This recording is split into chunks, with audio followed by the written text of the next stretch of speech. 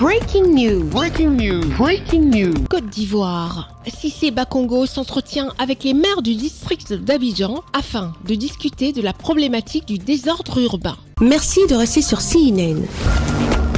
Breaking news. Breaking news.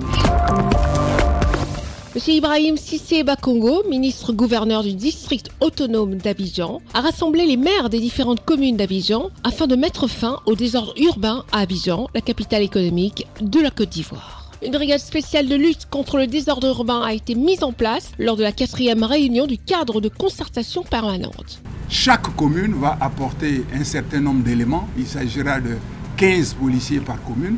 Et nous allons mettre en place une brigade. Le district autonome va apporter 50 éléments et cette brigade spéciale va s'occuper essentiellement de la lutte contre la mendicité, contre le commerce ambulant dans nos différentes communes. Les maires ici présents ont apporté au cours de cette réunion leur soutien total aux actions du ministre-gouverneur dans le cadre de la lutte contre le désordre urbain. La délocalisation du marché de bétail de Port-Bouët et les incidents survenus le week-end ont également été abordés dans le cadre d'une concertation permanente. Vous savez déjà que Port-Bouët, c'est l'entrée, la porte d'entrée du district autonome d'Abidjan. Nous n'allons pas continuer d'accueillir nos visiteurs avec du bétail, avec des moutons en pleine vue. Ça, c'est la première raison. La deuxième raison, vous savez qu'il y a les travaux de l'échangeur d'Aquaba. Et avec la fête de Tabaski qui approche, il y aura véritablement des embouteillages. Il sera difficile de circuler dans cette zone.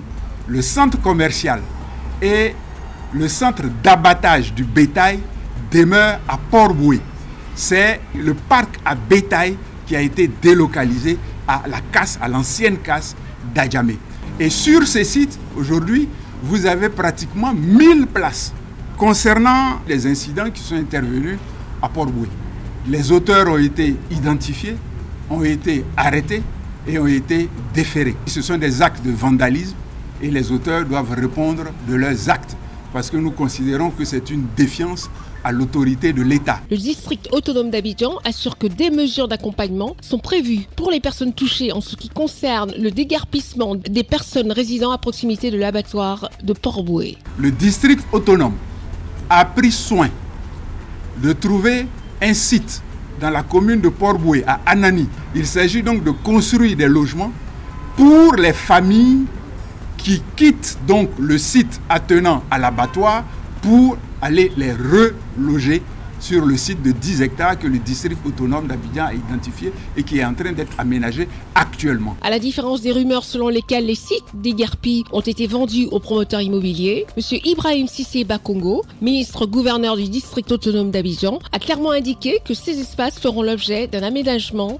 paysager. Merci d'être sur CNN, la télévision autrement. Les programmes se poursuivent. Retrouvez toute l'actualité afro-mondiale en ligne et en multidiffusion sur CNN, C-Web Info et plateformes digitales, Facebook, YouTube, Instagram et en simultané sur Radio Voltage 2.